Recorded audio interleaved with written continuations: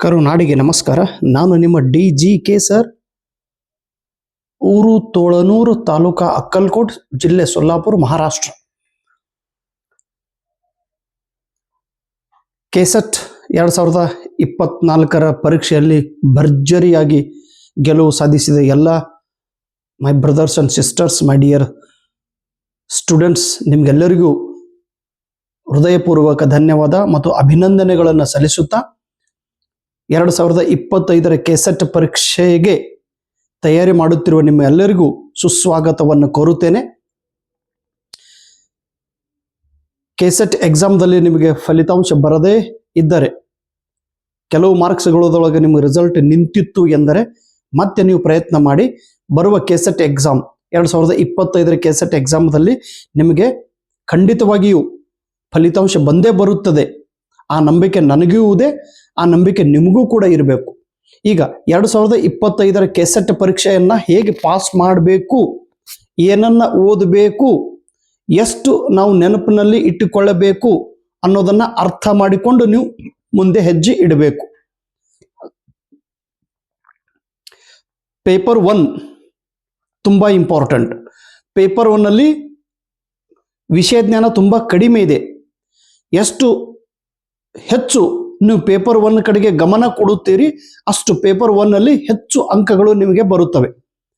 Paper 1 ಅಲ್ಲಿ 60, 70, 80, 90 ತನಕ marks score ಮಾಡುವಂತ ಅವಕಾಶ ಪೇಪರ್ 1 ಅಲ್ಲಿ ಇದೆ.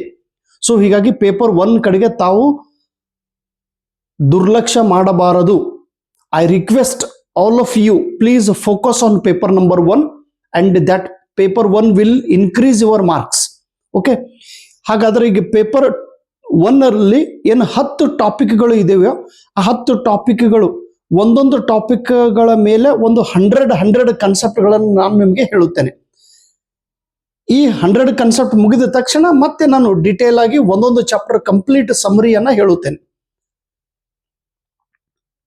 ಈಗ ರಿಸರ್ಚ್ ಅಪ್ಟಿಟ್ಯೂಡ್, ಈ ಟಾಪಿಕ್ದಲ್ಲಿ ಬರುವಂತ 100 ಮೋಸ್ಟ್ ಇಂಪಾರ್ಟೆಂಟ್ ಕನ್ಸೆಪ್ಟ್ಗಳ ಬಗ್ಗೆ ನೋಡೋಣ. ರಿಸರ್ಚ್ ಟಾಪಿಕ್ದು ಮಟೀರಿಯಲ್ ತುಂಬಾ ಕಡಿಮೆ ಇದೆ. ಕೇವಲ 5 ಪೇಜ್ ನೋಟ್ಸ್ ಅನ್ನ ವ್ಯವಸ್ಥಿತವಾಗಿ ಓದಿ ಅದನ್ನ ಅರ್ಥ ಮಾಡಿಕೊಂಡು ಅದನ್ನ ನೆನಪಿನಲ್ಲಿ ಇಟ್ಕೋಬೇಕು. ರಿಸರ್ಚ್ ಟಾಪಿಕ್ ಹೆಚ್ಚಿಗೆ ಡಿಟೇಲ್ ಆಗಿ ಹೋಗಬೇಡ್ರಿ. ರಿಸರ್ಚ್ ಟಾಪಿಕ್ದೊಳಗೆ ಪ್ರತಿಯೊಂದು ಟರ್ಮ್ ಅರ್ಥ ನಿಮಗೆ ಗೊತ್ತಿರಬೇಕು. ಮತ್ತೆ ರಿಸರ್ಚ್ ಟಾಪಿಕ್ ಅನ್ನ ಎಷ್ಟು ಬಾರಿ ನೀವು ರಿವಿಷನ್ ಮಾಡುತ್ತೀರಿ, ಅಷ್ಟು ಬೇಗನೆ ಇದು ನೆನಪಿನಲ್ಲಿ ಇಟ್ಟುಕೊಳ್ಳಲು ಸಹಾಯವಾಗುತ್ತದೆ. Come to the point. 100 ಕನ್ಸೆಪ್ಟ್ಗಳ ಬಗ್ಗೆ ನಾವು ನೋಡೋಣ. ರಿಸರ್ಚ್ ಆಪ್ಟಿಟ್ಯೂಡ್, ಸಂಶೋಧನಾ ಸಾಮರ್ಥ್ಯ.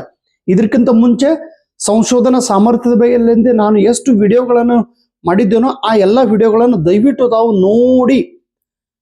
ನೋಡಿದ ಮೇಲೆ ಪಾಯಿಂಟ್ಸ್ಗಳನ್ನು ನೋಟ್ಬುಕ್ದೊಳಗೆ ಬರೆದುಕೊಳ್ಳಬೇಕು.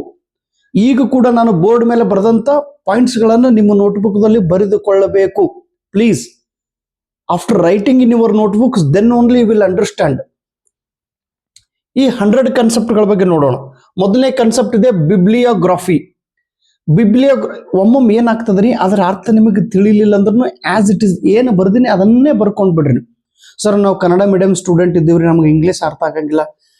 ಇಂಗ್ಲಿಷ್ ಅರ್ಥ ಆಗ್ಲಿಲ್ಲ ಅಂದ್ರೂ as it is you write in your notebook. ಇದನ್ನು ಹಾಗೆ ನೋಟ್ಬುಕ್ದೊಳಗೆ ಬರೀರಿ. ಒಂದೇ ಸಲ ನಾನು ಎಕ್ಸ್ಪ್ಲೇನ್ ಮಾಡಿರ್ತೀನಿ, ಅದನ್ನ ಅಷ್ಟೇ ಅರ್ಥ ಮಾಡ್ಕೊಂಡು ನೆನಪನ್ನ ಇಟ್ಕೋಬೇಕು. ಈಗ ಬಿಬ್ಲಿಯೋಗ್ರಫಿ ಅಂದರೆ ಏನು?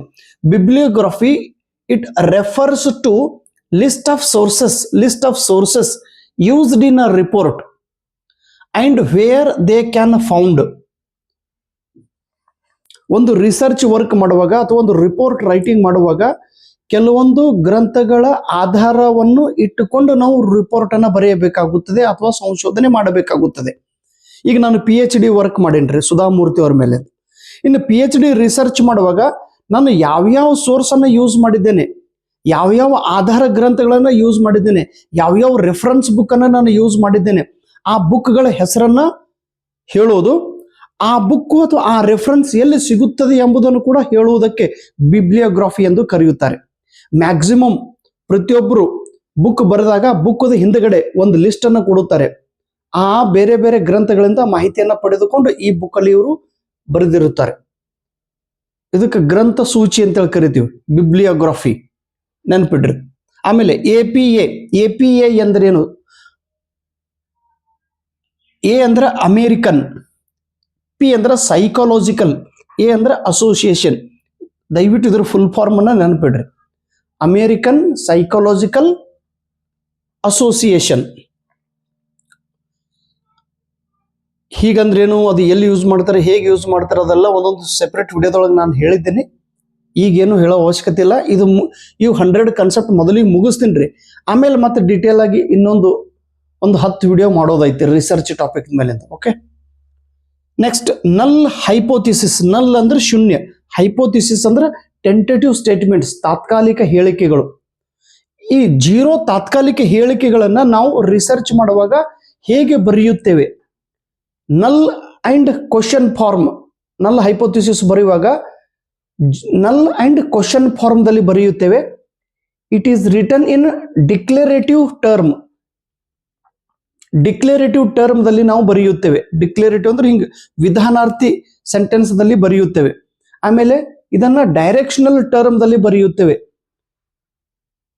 It is written in null and question form, it is written in declarative term, it is written in directional term.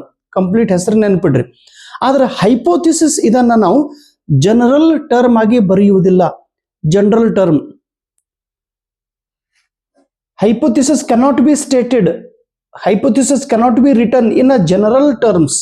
General ಆಗಿ ಸಾಮಾನ್ಯ ನಿಯಮಗಳು ಇದರಲ್ಲಿ ಇರುವುದಿಲ್ಲ. ಸ್ಪೆಸಿಫಿಕ್ ಆಗಿ ಕ್ವಶನ್ ಫಾರ್ಮ್ ದಲ್ಲಿ, ನಲ್ಲದಲ್ಲಿ, ಡೈರೆಕ್ಷನ್ ದಲ್ಲಿ ಮತ್ತು ಡಿಕ್ಲರೇಟಿವ್ ಟರ್ಮ್ ದಲ್ಲಿ ಬರೆಯುತ್ತಾರೆ. ಆಮೇಲೆ ಪ್ಲೇಸ್ಬೋ ಇಫೆಕ್ಟ್ ಎಂದರೆ ಏನು? ಪ್ಲೇಸ್ಬೋ ಇಫೆಕ್ಟ್ ಅನ್ನು ಪಾಸಿಟಿವ್ ಇಫೆಕ್ಟ್ ಎಂದು ಕೂಡ ಕರೆಯುತ್ತೇವೆ. ಪರೀಕ್ಷೆದೊಳಗೆ ಪ್ರಶ್ನೆ ಕೇಳಿರ್ತಾರೆ, ಪ್ಲೇಸ್ಬೋದ ಅರ್ಥ ಏನು? What is the meaning of placebo effect? Placebo effect is known as positive effect. Positive effect. ಈಗ ನಾನು ವಿಡಿಯೋ ಮಾಡುವುದರಿಂದ ನನ್ನ ವಿಡಿಯೋಗಳು ನಿಮ್ಮ ಮನಸ್ಸಿನ ಮೇಲೆ ಪಾಸಿಟಿವ್ ಆಗಿ ಪರಿಣಾಮ ಬೀರುತ್ತಿವೆಯೋ ಅಥವಾ ನೆಗೆಟಿವ್ ಆಗಿ ಪರಿಣಾಮ ಬೀರುತ್ತಿವೆ? ನಾನು ಹೇಳಿದ ನಂತರ ನಿಮ್ಮ ಮನಸ್ಸಿನಲ್ಲಿ ಸಕಾರಾತ್ಮಕ ವಿಚಾರಗಳು, ಪಾಸಿಟಿವ್ ವಿಚಾರಗಳು, ನಾನು ಕೆಸೆಟ್ ಪಾಸ್ ಮಾಡುತ್ತೇನೆ, ನಾನು ನೆಟ್ ಎಕ್ಸಾಮ್ ಪಾಸ್ ಮಾಡುತ್ತೇನೆ, ಪಾಸ್ ಮಾಡುವಂತ ಕಾನ್ಫಿಡೆನ್ಸ್ ನನಗೆ ಬಂದಿದೆ ಅಂತೇಳಿ ನಿಮಗೆ ಅನಿಸ್ತಿತ್ತು ಅಂದ್ರೆ ದಿಸ್ ಇಸ್ ಪ್ಲೇಸ್ಬೋ ಇಫೆಕ್ಟ್ ಅಂತೇಳಿ ಕರಿತೀವಿ. ನಾನು ವಿಡಿಯೋ ನೋಡಿದ ತಕ್ಷಣ ನಿಮ್ಮ ಮನಸ್ಸಿನೊಳಗೆ ಪಾಸಿಟಿವ್ ಬದಲಾವಣೆ ಆಗಿರಬೇಕು, ಪಾಸಿಟಿವ್ ಇಫೆಕ್ಟ್. ನನ್ನ ವಿಡಿಯೋಗಳು ನೋಡಿದ ಮೇಲೆ ನಿಮಗೆ ನೆಗೆಟಿವ್ ಇಫೆಕ್ಟ್, ನೆಗೆಟಿವ್ ನಕಾರಾತ್ಮಕ ವಿಚಾರ ಬರ್ತಿದ್ದ, that is a negative effect. But placebo effect is known as positive effect. Okay, ಚಲೋ ನೆಕ್ಸ್ಟ್.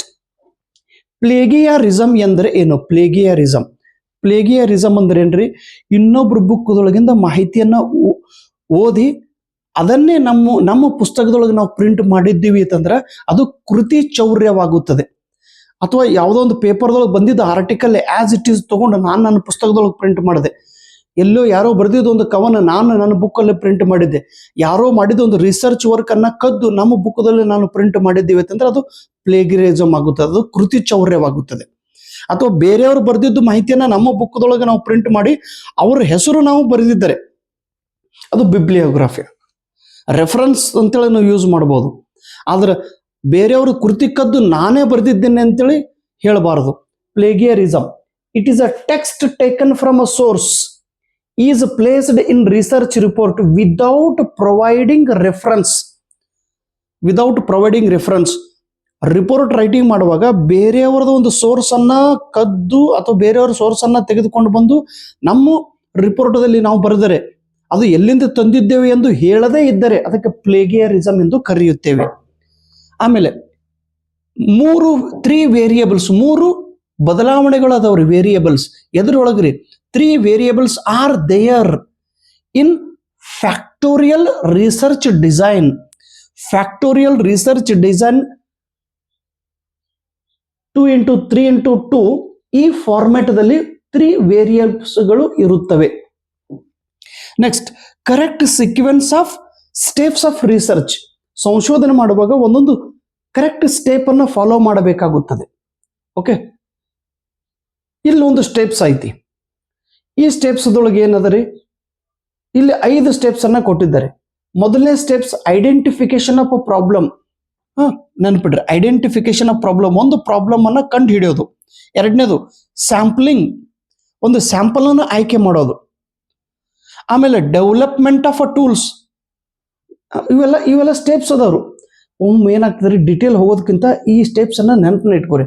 ಐಡೆಂಟಿಫಿಕೇಶನ್ ಆಫ್ ಪ್ರಾಬ್ಲಮ್ಸ್, ಆಮೇಲೆ ಸ್ಯಾಂಪಲಿಂಗ್, ಆಮೇಲೆ ಡೆವಲಪ್ಮೆಂಟ್ ಆಫ್ ಟೂಲ್ಸ್, ಆಮೇಲೆ ಡಾಟಾ ಕಲೆಕ್ಷನ್, ಆಮೇಲೆ ಡಾಟಾ ಅನಾಲಿಸಿಸ್. ಈ 5 ಸ್ಟೆಪ್ಸ್ಗಳಿಂದ ನಾವು ರಿಸರ್ಚ್ ವರ್ಕನ್ನು ಮಾಡಲು ಬರುತ್ತದೆ. You can do it. Identification of problems, sampling, development of tools, data collection and data analysis.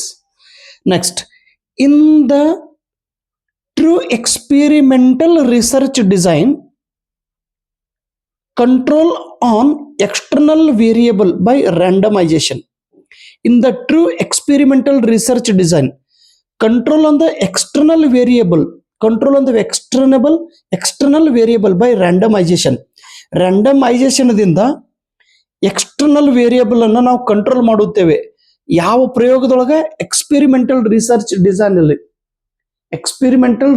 Design ಅಲ್ಲಿ ರ್ಯಾಂಡಮೈಸೇಷನ್ ಮೂಲಕ ನಾವು ಎಕ್ಸ್ಟರ್ನಲ್ ವೇರಿಯಬಲ್ ಮೇಲೆ ನಿಯಂತ್ರಣ ಇಡಲು ಬರುತ್ತದೆ. ಲಿಕರ್ಟ್ ಸ್ಕೇಲ್ ಎಂದರೆ ಏನು? ಲಿಕರ್ಟ್ ಸ್ಕೇಲ್ ಎಂದರೆ it is a summated 5 point rating scale. 5 point rating ಸ್ಕೇಲಕ್ಕೆ ನಾವು ರಿಕರ್ಟ್ ಸ್ಕೇಲ್ ಎಂದು ಕರೆಯುತ್ತೇವೆ. ಹೆಚ್ಚಿಗೆ ತಿಳ್ಕೊಳಕ್ ಹೋಗ್ಬೇಡ್ರಿ, ಎಷ್ಟೈತೆ ಅಷ್ಟೇ ಕರೆಕ್ಟಾಗಿ ನೆನ್ಪಿಡ್ರಿ ಸಾಕು. Okay, thank you so much. ನಮಸ್ಕಾರ.